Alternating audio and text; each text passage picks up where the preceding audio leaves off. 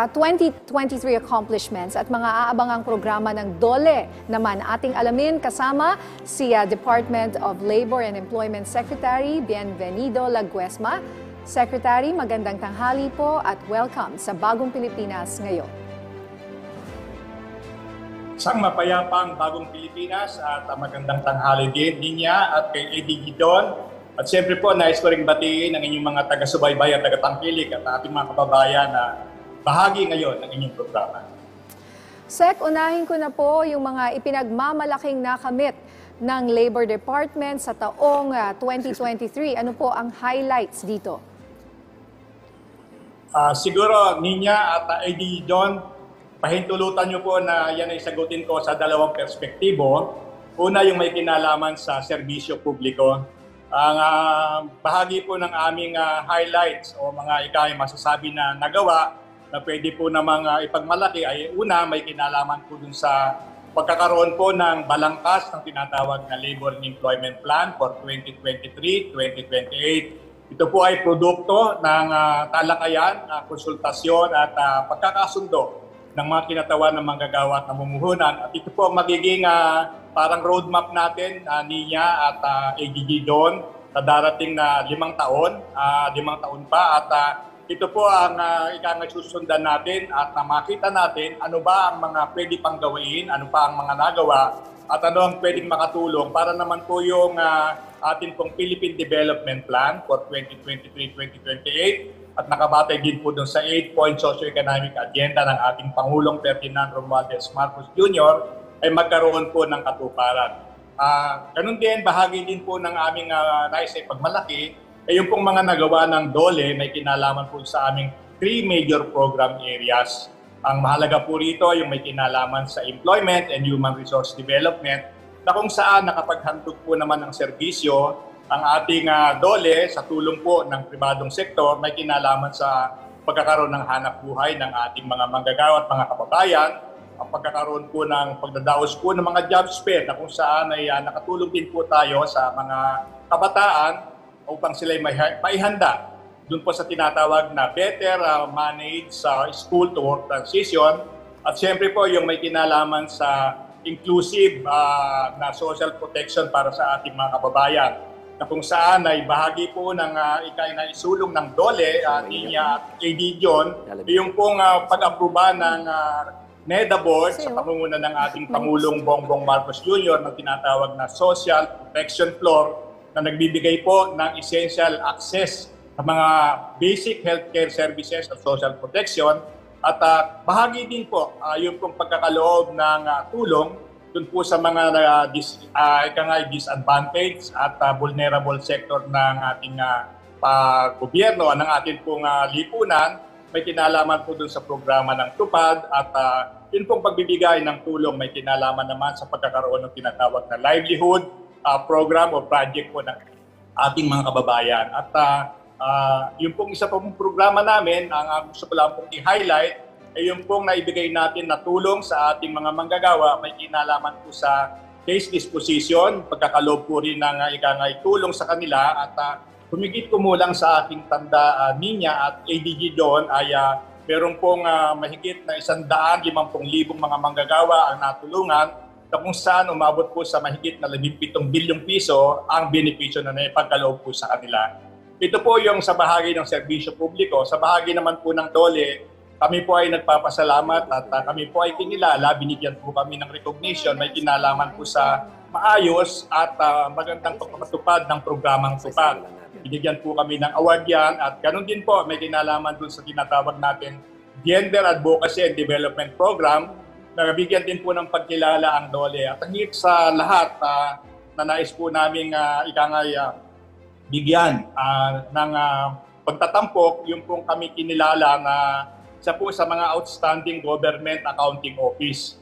Pagpapatunay po lamang na sa aming pagpapatupad ng programa, amin po talagang tinitiyak na kami po ay tumutupad sa mga nakatalagang auditing rules and regulations may kinalaman po sa disbursement ng pondo. Ayun. So, Secretary... Medyo mahaba ito po. Isa-isahin natin. Madami pong accomplishment ang DOLE sa administrasyong ito. So, unahin po muna natin pag-usapan, Sec, yung nabanggit nyo po na inilunsad na anniversary job fair ng DOLE sa buong bansa. Ilan pong mga kababayan natin ang nagkaroon ng trabaho dahil sa job fair na isinagawa ng DOLE? Hindi, John, yung pong jobs fair na nationwide na isinagawa, kaugnay po yun ng aming paggunitaw, pagdiriwang ng aming ikasyam na pong anibersaryo bilang isang departamento. At batay po doon sa mga ulat na nakalap natin sa iba-ibang mga rehiyon, humigit kumulang po ay 1,200 na mga aplikante ang na-hired on the spot. Ibig sabihin po, pagpunta sa jobs fair, antimano, binigyan po sila ng pagtanggap ng kanilang in-apply na kumpanya. At ang nakatutuwa dito ay yun, doon po sa idinaos na nationwide jobs fair, ang sa anibersaryo ng DOLE, mahigit 500 mga employers po ang nagsilahok at may naitala doon po na 46,000 na vacancies. At medyo mayroon lang pong konting kalungkutan, ADG John, kasi ang dami ng vacancy, more or less mahigit na 2,000 lamang ang napunan. Sana po ay magtuloy-tuloy na yung pang mga ibang nag-apply na hindi po na-hired on the spot, maproseso ang kanilang application at matanggap din po sila sa trabaho. Secretary Laguesma, ano po yung mga jobs na patok? Ano po mga sektor ang mga nakakuha ng trabaho? At ano po ang advice nyo? Baka may nakikinig po sa atin ngayon, no? Na mga naghahanap ng trabaho. Ano po ang mga trabaho na patok ngayon at mas makakaasa silang ma-hire ng mga kumpanya? Ninya, yung may kinalaman po sa IT, business process, sourcing, meron din pong bahagi sa yung pong mga production worker o operators po sa mga manufacturing. Nare-report po yung vacancies at siyempre meron din pong bahagi sa atin pong construction.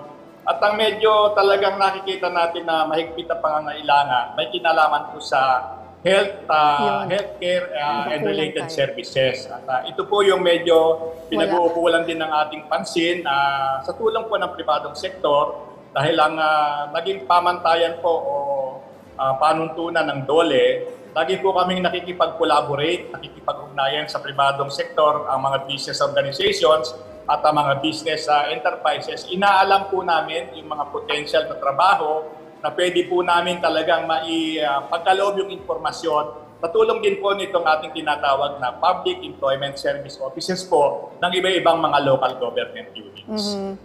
So usapin po nung sa health, kasi yung balita na yan, nung isang taon pa po, yung nagkaroon pa nga ng issue tungkol sa pag-hire ng mga nursing assistants po ba yun? Yung hindi pa talaga nag-graduate ng nursing, pero matindi po kasi yung pangangailangan natin sa mga nurses, no? Ilan po ba ang vacancy para dito yung hindi pa po natin napupunan, yung kailangan po ng ating mga ospital at mga health center? Actually, Ninya, tama yung nabanggit mo. No? Medyo hindi naman po sila yung hindi nakagraduate, hindi pa po sila nakapasa. Doon po sa eksaminasyon na dapat para ikaw ay makapag-practice ng iyong profesyon, dapat talaga ay ikaw ay registered o nakapasa ka doon sa licensure examination ng Professional Regulation Commission. Medyo malaki po ang bilang dahil sa bahagi lamang po sa gobyerno, nababanggit nga po dyan, mahigit na 4,000, yung mga pangangailangan po sa ibang bansa. Lagi pong natatandaan ko po, laging nababanggit ng ating Pangulong Bongbong Marcos Jr. Pag siya po ay nagpupunta o bumibisita sa ibang mga bansa, lagi pong kasama doon sa mga binabanggit na pakiusap o kaya naman ipasabi, nangangailangan sila ng mga healthcare workers. Kaya nga po, dapat magkaroon din talaga ng tuloy-tuloy po na pagsisikap na hindi lamang mapunan ang atin pong local requirements, pati po yung requirements ng ibang mga bansa kasi tayo naman po ay nag-ooperate on the basis ng shared human resource. Basta lamang po naman mauna rin ang kalagayan ng ating sariling bayan. Sa usapin naman po ng wage hike, ilang rehiyon na po ang naaprubahan ang taas pasahod. May aasahan pa po bang susunod na wage increase? Yan lagi ang isang issue na medyo emotional, minsan ng discussion, passionate ang deliberation. Out of 16 regions po, 15 na po ang nakapaglabas ng kanilang wage order may kinalaman sa adjustment sa umiiral na minimum wage. At yung pong huling region 11 po ito, pangkasalukuyan po, meron na po silang pagtatalakay at inaasahan po natin na magkakaroon po rin sila ng desisyon, may kinalaman po doon sa anuman ang karampatan na wage adjustment, batay po doon sa kanilang pagsusuri. Hindi po natin sila pinangungunahan dahil alam po natin na ang Regional Tripartite Wages and Productivity Boards po ay meron pong tripartite representation. May kinatawan po ang manggagawa, may kinatawan ang namumuhunan, may kinatawan po ang ating pamahalaan, ang DOLE, DTI at NEDA. At sila po ay under the law, may mandate po sila na sila ang magsaalang-alang kung ano po ang karampatan ng wage adjustment. At out of the 16 regions din na Ninya, 12 rito nagpalabas din po may kinalaman sa karagdagan sa sweldo ng ating pong mga kasambahay. At yung pong naiiwan na 4 na regions, tuloy-tuloy din po ang proseso at we are hopeful na sana magkaroon din sila ng determinasyon ano po ba ang angkop na karagdagan doon sa umiiral na minimum wage ng ating pong mga kasambahay. Yes. So, Sec, magkano po yung itinaas? No? Siguro po, ang tanong ko na lang is, ano yung rehiyon na pinakamataas ang pasahod ngayon in terms of daily wage? At doon din po sa kasambahay, magkano rin po ang pinakamataas? At saang rehiyon po yun? Ang pinakamataas NCR pa rin, ADG doon, no? Yung 610 pesos. Siyempre, alam natin, lagi sinasabi, kulang, hindi sapat. Yan naman po ay minimum wage, hindi naman po niya tinatalaka yung mga karagdagan pa na pwedeng may pagkaloob ng employers. Sa kasambahay pa ho, yun din po, ang NCR pa rin po at 6,500 po ang pinakamataas. At alam po, Edijon at Ninya, kahit na 6,500 na yan, medyo mahirap pa rin kumuha ng kasambahay na ika nga mapagkakatiwalaan at maasahan natin na talagang gagampanan yung kanilang tungkulin ng matapat doon po sa mga kasambahay niya, doon sa bahay na kanyang pinagigingkuran. Tama po yan. Pwede namang dagdagan ng employer, no? Yes. Kung magkano. Okay. Secretary, batay po sa datos ng PSA, tumaas naman po ang employment rate sa bansa.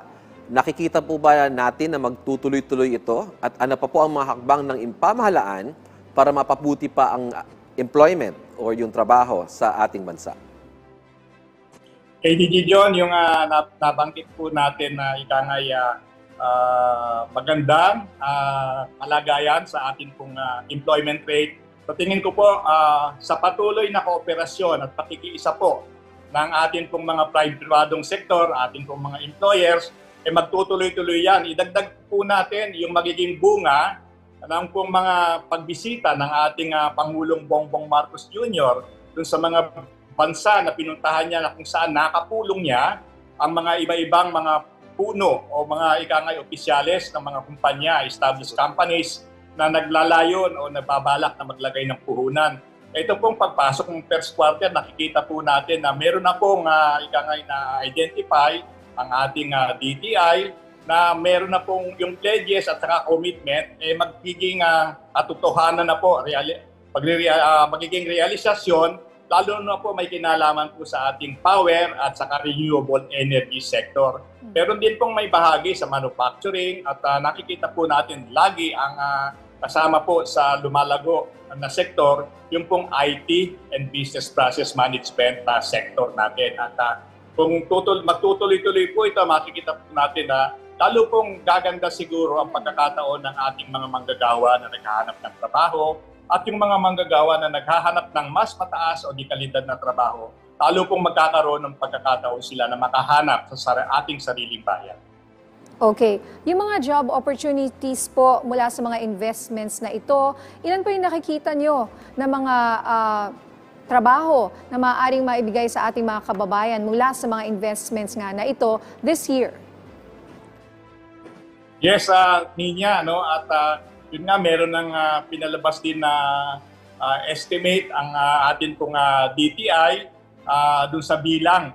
Yung iba po ay wala pang definite na numbers, pero humigit kumulang po, mahigit na 200,000 trabaho ang nakikita po ng DTI. At kami sa Department of Labor and Employment, dagdag ko lang, kami po ay mahigpit at very closely coordinating with DTI and even DOE nang sa ganon kami naman po ay makatulong sa paghahanda ng ating manpower na kakailanganin po nitong mga kumpanya na definitely maglalagak na ng puhunan kung hindi man po ay magdadagdag dun sa mga existing na puhunan na ngayon po ay pinakikinabangan ng ating bayan. So medyo talagang sana magtuloy-tuloy yung katanungan ni ADG John.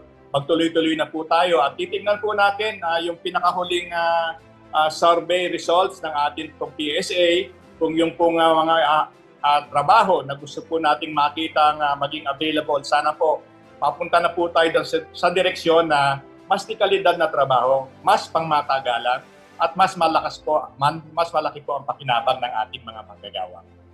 Okay. Secretary Laguesma, noon pong Setyembre, nilagdaan ni Pangulong Marcos ang Trabaho para sa Bayan Act. Kamusta na po ang implementasyon nito tungkol sa upskilling at reskilling ng ating mga manggagawang Pilipino? ADG John, yung pong IRR ng nasabing batas ay hinahanda na po, binabalangkas na po ngayon at tinatanaw po natin na hindi po matatapos itong first quarter yung pong implementing rules and regulations. Dito pong nasabing Trabaho para sa Bayan Act ay mapirmahan na po, malagdaan. At alam kong batid mo, ADG John, na meron pong nilikha dyan na interagency council at ang maganda, may bahagi po dyan ng mga kinatawa ng manggagawa, ng namumuhunan, ng marginalized at saka vulnerable sector, yung informal sector natin. At yung pong mga programa na ikangay babalangkasin, magkakaroon din po ng talakayan dyan dahil kinakailangan po makakuha tayo ng kontribusyon, ng inputs galing po dun sa mga nabanggit ko na kakatawan sa kanilang respective na sector, employers, labor organization, informal sector, and the marginalized sector. Dahil ang layunin po ng nasabing batas na talaga po namang tinutukan ni Senator Joel Villanueva ay talagang maging ito isang tinatawag natin na National Employment Master Plan. At bahagi po dito, hindi lamang may kinalaman sa employability, binibigyan din po yung competitiveness at saka productivity po ng mga enterprise at labor natin dahil batid natin na ang panggagalingan po ng mga karagdagang benepisyo para sa ating manggagawa, babatay din po doon sa productivity o kinikita rin ng kumpanya dahil bahagi po ng mga factors na tinitignan kung nagkakaroon po ng adjustment sa umiiral na minimum wage o sa iba pang mga bahagi ng benepisyo, ay yung pong may kinalaman sa mga kakayahan at kinikita rin ng mga kumpanya, nabibigyan din sila ng pagkakataon for expansion and growth. So, ito po ay nakikita natin na itong taon na ito, talaga na pong makikita natin yung operationalization ng nasabing Trabaho para sa Bayan Act. Bahagi ang upskilling, retraining, bahagi din po yung pagbibigay ng insentibo sa mga business enterprises na maglalaan ng kanilang resources para po sa training, upskilling din ng kanilang sariling manggagawa. Secretary, isinulong po sa Senado ang pagkakaroon ng karagdagang pondo para i-expand ang TUPAD program at matulungan ng mas marami nating kababayan. Ano po ang update natin dito, Sec? Batay dun sa naaprubahan niya na ating GAA para po sa 2024. Tama po yung inyong nabanggit. Ang pondo pong inilaan sa TUPAD ngayon ay umaabot na po sa humigit kumulang 29 billion pesos. At yun pong expansion ay nakatuon din po sa pagbibigay ng tulong doon po sa mga manggagawa, doon sa mga vulnerable sector, marginalized, lalo na po doon sa mga munisipyo o mga local government units na ang kategorya po ay 4th, 5th, and 6th municipalities. Bahagi din po yung pag-expand ng programa doon po sa mga ating mga kababayan na pwedeng maapektuhan po ng kalamidad. Alam naman po natin na bagamat nakalulungkot sabihin, calamity prone po ang ating bansa at kinakailangan po talaga na bagamat hindi naman palagian at panandalian lamang po ang mga ayuda, ang gusto nga po ng ating Pangulong Bongbong Marcos Jr. Maging sustainable po ang mga intervention at hindi po yung ang atin pong ayuda may kinalaman sa TUPAD, dapat po ito panandalian lamang, hindi po ito permanente na ginagawa at sana makagraduate po ang ating mga beneficiaryo sa tinatawag po natin na maging produktibong miyembro po sila ng ating lipunan at hindi po naman laging nangangailangan ng tulong. Kaya ang direksyon po talaga ng pangkasalukuyang administrasyon, yung pong sustainable growth at inclusive po. Wala pong maiwanan ng mga kababayan natin na sana po makaangat din sa kanilang pamumuhay. Yes, Secretary. Ngayon pong taon, ano naman po ang mga programa ng DOLE para sa ating mga kababayan? Saan po magfo-focus ang pamahalaan sa usapin ng employment at iba pang mga programa ng inyong kagawaran? ADG John, nabanggit ko kanina yung Labor and Employment Plan. Nakatuon po yun sa tatlong major priorities ng department. Ito po ay may kinalaman dun sa maximizing productive, remunerative, and quality jobs. Yun po yung mabigat na focus. At bahagi po nito, yun pong aming talagang pagtutuon ng pagtulong, paggabay sa ating mga kabataan. Lagi po natin kasing relevant pa rin po at angkop yung sinabi ng ating pambansang bayani na ang kabataan ng siyang pag-asa ng bayan. Kaya yung mga programa po ng DOLE may kinalaman po sa youth employability, kagaya po ng special program for the employment of students, government internship program, at yung pong may kinalaman sa ating pong job start, at yung pong tinatawag natin na career development guidance program. Gusto po namin gabayan ang ating pong mga kabataan nang sa ganun sa pagpili po ng kanilang nais na mapasukan, makapagbigay po tayo ng paggabay, mga mungkahi po sa kanila nang sa ganon, yung pong laging napapag-usapan na job skills mismatch, mabawasan na po kung hindi man po tuluyan na mawala. No? At nais po namin makita na sana pag-graduate o pagkatapos ng kurso ng isang kabataan, mayroon na po kagad naghihintay ng trabaho sa kanya. Kagaya po sa ating maritime sector na pagkatapos po na mag-aaral, meron na po kaagad silang mapupuntahan na isang kumpanya na sasalo po doon sa kanilang ikangay nakuhang kasanayan. Kaya focus po natin dyan, yung po sa employment at hindi po namin kalilimutan yung pagkilala at paggalang sa karapatan ng mga manggagawa. May kinalaman po sa ating commitment sa international conventions. Marami na po kasi tayong nalagdaan o naratify na mga conventions. Pinakahuli po yung Convention 190, may kinalaman po sa violence and harassment sa place of work.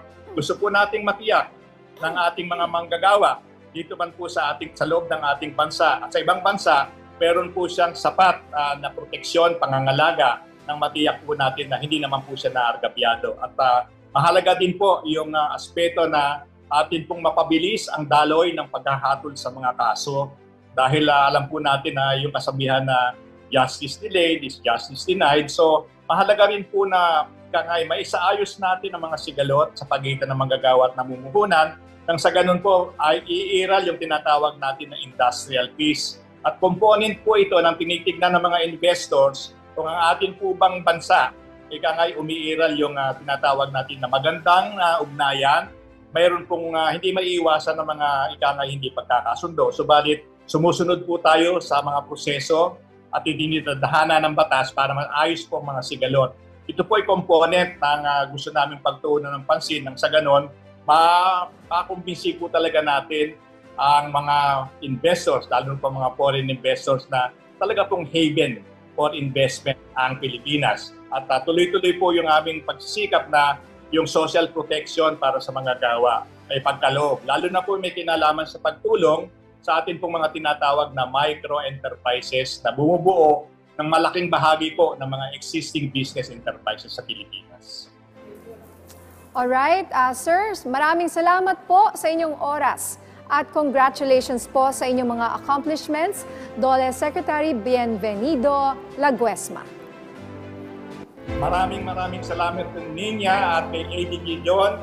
Hangad ko po na sana lalo pang lumakas ang reach ng inyong programa. Mahalaga po na tayo makapagbigay ng maaasahan, tama at kapaki-pakinabang na informasyon sa ating mga kababayan nang sa ganon hindi po sila mapagsamantalahan o malinlang ng iba na nagsasamantala po doon sa kakulangan ng kaalaman o kaya naman ay walang kaalaman ng ating mga kababayan na ang nais lamang po natin makatulong na ang tayunin ng ating pangkasalukuyang administrasyon makapagkaloob po ng isang bagong Pilipinas na kung saan po ay meron po tayong matatag, maginhawa at panatag na buhay, hindi lamang po para sa manggagawa, kundi sa bawat pamilyang Pilipino. Maraming salamat po at magandang tanghali sa inyo.